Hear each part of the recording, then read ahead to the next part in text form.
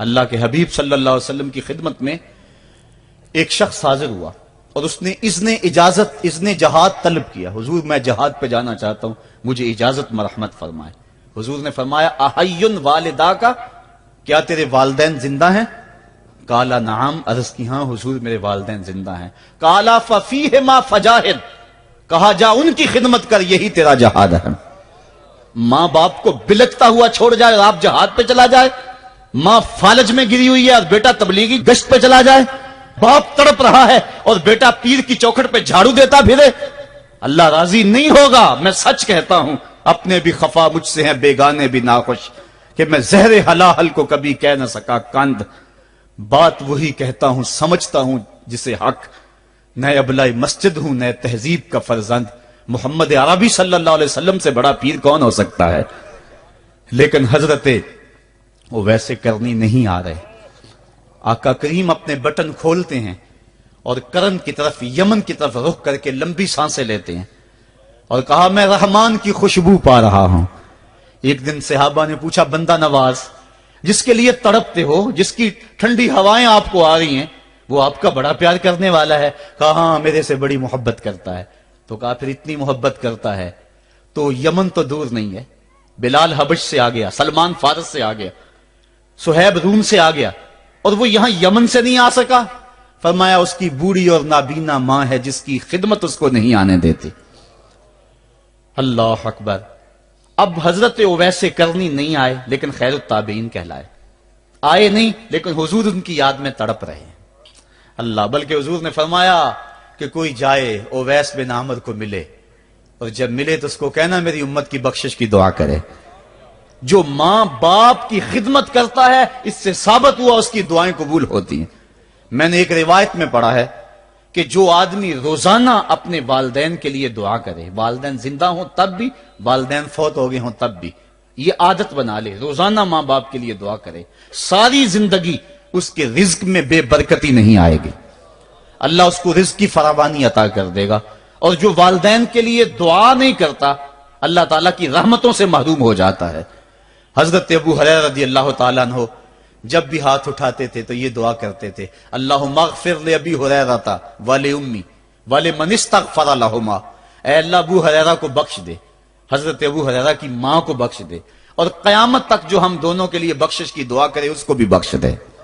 حضرت امام محمد بن سیرین ایک بزرگ ہوئے تابعی, جب بھی دعا کرتے تھے یہ دعا ضرور کرتے تھے, اے اللہ ابو ہریرہ کی بخشش کر دے. کسی نے کہا کہ تمہیں ابو ہریرہ رضی اللہ تعالیٰ نے ان کی ماں سے بڑی ہمدردی ہے. کہا ان سے جو ہمدردی ہونی ہے وہ تو ہونی ہے. انہوں نے کہا ہوا ہے اللہ ابو ہریرہ اور ان کی ماں کو بخش دے, جو ان کے لیے دعا کرے اس کو بھی بخش دے. تو میں دعا کر کے اپنی بخشش پکی کر رہا ہوں. تو والدین کے لیے دعا کرنا اللہ کی رحمت کو دعوت دینا ہے.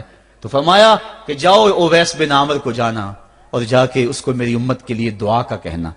حضرت سیدنا عمر فاروق حضرت علی المرتضیٰ گئے, جا کے ڈھونڈا, تلاش کیا, اویس بن عامر ملے, حضور کا سلام کہا, بس پھوٹ پھوٹ کے رونے لگے.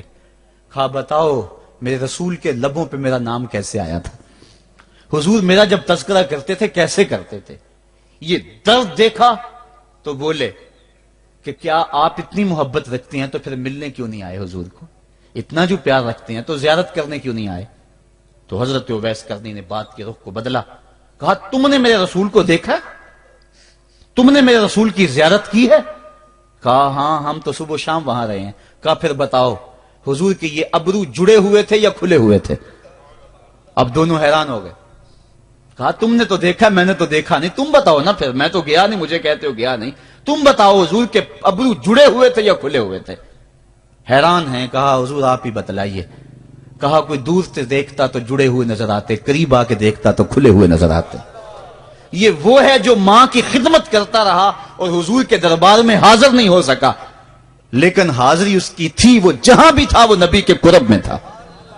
تو اس لیے ماں باپ کی خدمت اتنا بڑا وظیفہ ہے. حضرت بایزید بستامی کہتے ہیں میں نے حق معاف کروا لی اپنی ماں سے, کہ ماں تیرے حق ادا کروں یا اللہ کے حق ادا کروں, تو مجھے اپنے حق معاف کر دے, میں اللہ سے اپنے حق معاف کروا لیتا ہوں, اپنی اللہ کو راضی کر لیتا ہوں.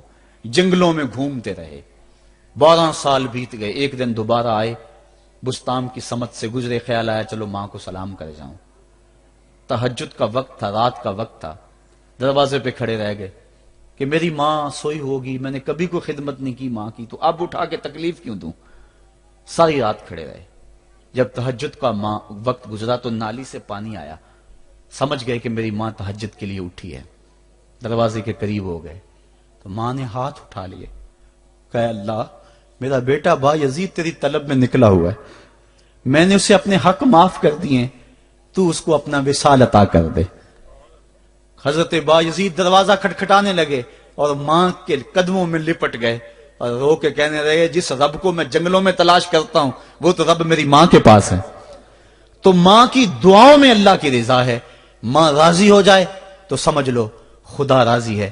اللہ تعالیٰ جل شانہ نے ارشاد فرمایا وَقَضَىٰ رَبُّكَ أَلَّا تَعْبُدُوا إِلَّا إِيَّاهُ، تیرے رب نے یہ طے کر دیا ہے کہ اس کے علاوہ کسی کی پوجا نہیں کرو گے، وَبِالْوَالِدَيْنِ إِحْسَانًا، اور والدین کے ساتھ اس نے سلوک سے پیش آؤ گے۔ اما یبلغن عندک الکبر احدہما او کلاہما فلا تقل لہما اف ولا تنہرہما، اگر تیرے پاس دو یا دونوں میں سے ایک بڑھاپے کو پہنچ جائیں تو پھر ان کے سامنے تو نے اف بھی نہیں کہنی اور نہ ان کو جھڑکنا ہے اور ان سے نرم لہجے میں بات کرنی ہے۔ جب ماں باپ جوان ہو، بچوں کی ضروریات پوری کر رہے ہیں، ان کے تعلیمی اخراجات اور ان کے معاشی سارے معاملات درست کر رہے ہوں، تو اس وقت تو والدین کی بچے تعظیم کرتے ہی ہیں۔ امتحان اس وقت شروع ہوتا ہے جب ماں باپ بوڑھے ہو جاتے ہیں اور چلنے پھرنے کی سخت بھی نہیں رہتی، صرف سانس کی ایک ڈوری لٹکی رہتی ہے، اور جس طرح بچہ اپنے بدن سے مکھی بھی نہیں اڑا سکتا تھا، اب یہ حالت ماں باپ پر آ گئی اور بچے کی طرح مزاج چڑچڑا ہو گیا۔ زمانے کے حالات بدل گئے لیکن ماں کی پرانی، باپ کی وہ پرانی روش ہے، وہ اسی انداز میں اسی ڈگر میں بات کرتا ہے۔ یہ آزمائش کے دن ہیں، یہ امتحان کے دن ہے، اب دیکھنا ہے والدین کی اس وقت تعظیم کون کرتا ہے۔ فرمایا اما یبلغن عندک الکبر، اگر تیرے پاس وہ بڑھاپے کو پہنچ جائیں، دونوں پہنچ جائیں یا تیری خوش قسمتی کہ دونوں میں سے ایک پہنچ جائیں یا دونوں پہنچ جائیں، تو پھر ان کی تو نے تعظیم کرنی ہے۔ کیا کیسے تعظیم کرنی ہے؟ فلا تقل لہما اف، تو نے ان کو اف بھی نہیں کہنا۔ حضرت امام فخر الدین رازی کے حوالے سے میں آج ہی صبح یا گزشتہ شب اف کی تشریحات دیکھ رہا تھا، انہوں نے 12-13 اقوال بیان کیے ہیں لیکن 2 قول فرماتے ہیں۔ اف یہ ہے کہ انسان کے بدن کے اوپر جو شفاف رہتا ہو، صاف رہتا ہو، مٹی پڑ جائے، ریت کا ذرہ پڑ جائے تو اس کو پھونک مار کے اس کو ہٹاتا ہے، تو وہ پھونک سے جو آواز پیدا ہوتی ہے اس کو عربی میں اف کہتے ہیں۔ تو پھر اف ہر اس چیز کے لیے منقول ہو گیا جو ناپسندیدہ ہے۔ ایک تو قول یہ ہے کہ والدین کے سامنے اس احتیاط سے رہو۔ دوسری بات آپ فرماتے ہیں اف کا مفہوم یہ ہے کہ جب ماں باپ بوڑھے ہو جائیں تو بول و براز چارپائی پہ نکل جاتا ہے اور انسان ان کو اٹھا کے ان کی خدمت کرتا ہے، صفائی کرتا ہے، کپڑے بدلتا ہے۔ انسان کی طبیعت میں جو فطری نفاست ہے اس کے تحت اس کو ماں باپ سے جو مکروہ اور ناپسندیدہ بو آتی ہے اس سے وہ بچنا چاہتا ہے۔ وہ نفرت ماں باپ سے نہیں ہوتی، وہ نفرت اس بدبو سے ہوتی ہے جو ماں باپ کے بدن سے یا چارپائی سے یا کپڑوں سے اٹھ رہی ہے۔ تو بندہ اپنے جو ہے وہ ناک پہ کپڑا رکھ لیتا ہے اس بدبو سے بچنے کے لیے۔ تو اف کے مفہوم کو بیان کرتے ہوئے حضرت امام رازی کہتے ہیں کہ انسان کو اس بات سے بھی روکا گیا ہے کہ تو اپنے ناک پہ کپڑا رکھ کے اگر ان کو صفائی کر رہا ہوگا تو ماں باپ کے نازک دل پہ کہیں یہ بوجھ نہ آ جائے کہ میرا بیٹا مجھ سے نفرت کر رہا ہے۔ اس لیے والدین کی تعظیم کا عالم یہ ہے کہ تو کھلے ناک سے ان کی خدمت کرے اور وہ بدبو سہتا رہے اور اپنے ناک کے اوپر کپڑا بھی نہ رکھے کہ تیرے ماں اور تیرے باپ کے دل کے اندر اتنا خلال اور ملال بھی پیدا نہ ہو۔ یہ ہے اف کا زمرہ۔ حضرت امام حسن رضی اللہ تعالیٰ عنہ نے ساری زندگی اپنی والدہ حضرت فاطمہ زہرا کے ساتھ بیٹھ کے کھانا نہیں کھایا تھا۔ ایک دن حضرت سیدہ فاطمہ نے فرمایا کہ بیٹا میرا جی چاہتا ہے کہ میرے ساتھ تم بیٹھ کے کھانا کھاؤ، لیکن تم نے کبھی بھی میرے ساتھ بیٹھ کے کھانا نہیں کھایا، کیا وجہ ہے اس کی؟ تو حضرت امام حسن فرمانے لگے، عرض کرنے لگے امی میں اس ڈر سے آپ کے پاس بیٹھ کے کھانا نہیں کھاتا کہ کہیں کسی لقمے کی طرف آپ کی نظر بڑھ جائے اور میں عدم آگہی کی وجہ سے اپنے ہاتھ کو اس لقمے کے پہ ڈال لوں اور نہ جان سکوں کہ اس لقمے کو اٹھانے کا ارادہ میری ماں کے دل میں پیدا ہو چکا ہے اور میں اللہ کی رحمتوں سے محروم ہو جاؤں، اس ڈر سے میں آپ کے ساتھ بیٹھ کے کھانا نہیں کھایا کرتا۔ یعنی ماں باپ کی تعظیم کا عالم یہ ہے، اف تک نہ کہو۔ حضرت سعید بن المسیب رضی اللہ تعالی عنہ جلیل القدر تابعی ہیں، وہ فرماتے ہیں کہ والدین کے سامنے بیٹے کی حالت کیا ہونی چاہیے۔ وہ فرماتے ہیں جس طرح بھاگا ہوا غلام پکڑا جائے اور اس کو پکڑ کے جو ہے وہ آقا کے سامنے پیش کر دیا جائے، تو اس بھاگے ہوئے غلام کو پکڑ کے جب آقا کے سامنے پیش کر دیا جائے تو جو حالت اس غلام کی ہوتی ہے، بیٹے کی حالت یہ ماں باپ کے سامنے ہونی چاہیے۔ اب ان بیٹوں کو سوچنا چاہیے جو اپنے ماں باپ کو دقیانوسی کا تانا دیتے ہیں اور سمجھتے ہیں یہ اولڈ فیشن ہے، انہیں کیا پتا زمانہ کہاں چلا گیا ہے، اور ان کے فیصلوں کو مسترد کرتے ہیں۔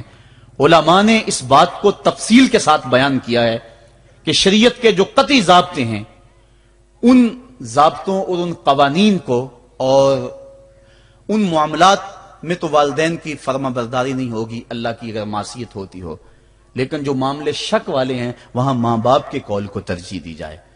تو فرمایا ان کے سامنے اف بھی نہیں کہنی، وَقُلْ لَهُمَا قَوْلًا كَرِيمًا، اور ان سے نرم لہجے میں بات کرنی ہے۔ وَاخْفِضْ لَهُمَا جَنَاحَ الذُّلِّ مِنَ الرَّحْمَةِ، اور ان سے بات اور ان کے لیے اپنے بازو بچھا لینے ہیں نرم دلی کی وجہ سے، نرمی کی وجہ سے۔ جب جانور زمین کی طرف رخ کرتا ہے، اوپر سے نیچے کی طرف آتا ہے تو اپنے پروں کو سکیڑ لیتا ہے، تو اس کے لیے یہ لفظ بولے جاتے ہیں وَاخْفِضْ لَهُمَا جَنَاحَ۔ تو اللہ تعالیٰ فرمایا جس طرح وہ جانور عزت سے اپنے بازو سکیڑ لیتا ہے اور پھیلاتا نہیں ہے، والدین کے سامنے تیری اکڑ، تیرا عہدہ، تیرا منصب، تیری شانیں، تو بڑا اونچا ہے، لوگ تجھے سلوٹ کرتے ہیں، تیرے ہاتھ چومتے ہیں، تجھے سلام کرتے ہیں، اونچی کرسیوں پہ تو بیٹھتا ہے، لیکن وہ سب وہاں چھوڑ دے اور ماں کے قدموں میں عاجز بن کے بیٹھ جا، باپ کے قدموں میں عاجز بن کے بیٹھ جا، وہاں اپنی اس کسی چیز کا لحاظ رکھ۔ پرندہ اوپر کوڑے تو پر کھولے، لیکن جب نیچے آئے تو پروں کو سمیٹ لے، تیرا عہدہ، تیرا منصب باہر رہے، جب ماں باپ کے پاس آئے اس وقت تو مؤدب غلام کی صورت میں اپنے والدین کے سامنے کھڑا۔ وَقُلْ رَبِّ ارْحَمْهُمَا كَمَا رَبَّيَانِ صَغِيرًا، اور اگلا حق یہ بیان فرمایا کہ اللہ کی بارگاہ میں عرض کر رہا ہے اللہ میری ماں پر بھی اور میرے باپ پر بھی رحم فرما دے۔ آفاق کے ہر ہر گوشے میں قرآن سنا کر دم لینا، اب رکنا نہیں، اب تھمنا نہیں، فردوس میں جا کر دم لینا، آفاق کے ہر ہر گوشے میں قرآن سنا کر دم لینا، اب رکنا نہیں، اب تھمنا